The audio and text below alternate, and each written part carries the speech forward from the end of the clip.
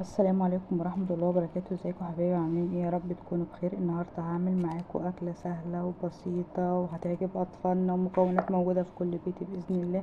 مش لازم كل يوم يا جماعة نعمل لحمة ونعمل اكلات سمك ونعمل حاجات تانية.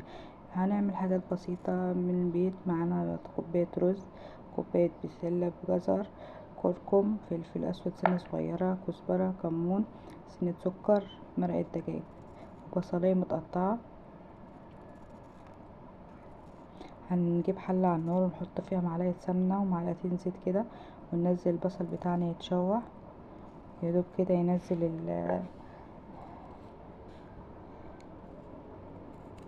زي ما حضراتكم شايفين. اول ما بدأ يتشوح كده هننزل بالتوابل بتاعتنا ونكتر في الكركم يا جماعة.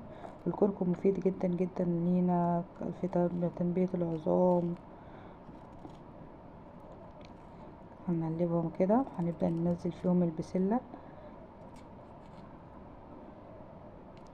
نزلنا البسلة بالجزر بتاعتنا، واعتقد البسلة يعني موجودة دلوقتي وموجودة في اي وقت وموجودة على طول يعني هي البسلة بتاعتي متجمدة عندي، كان عندي في الفريزر.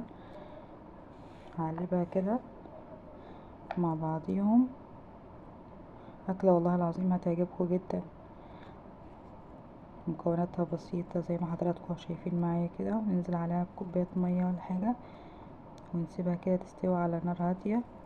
هي مش هتكمل حاجة صغيرة، ما تستويش سوا كامل يعني، تبقى نص سوا كده عشان لسه هتكمل سواها مع الرز.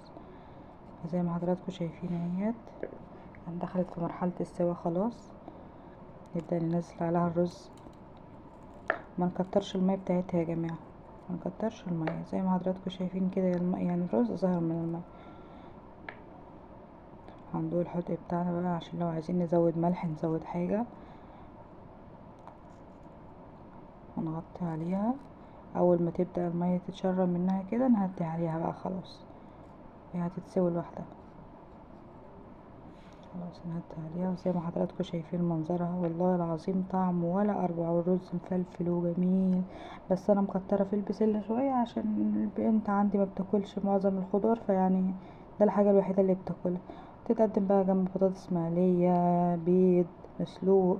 زي ما حضراتكم شايفين هي اصلا مش محتاجه حاجه جنبها، تتاكل كده لوحدها بصراحه يعني. واتمنى الفيديو يعجبكم.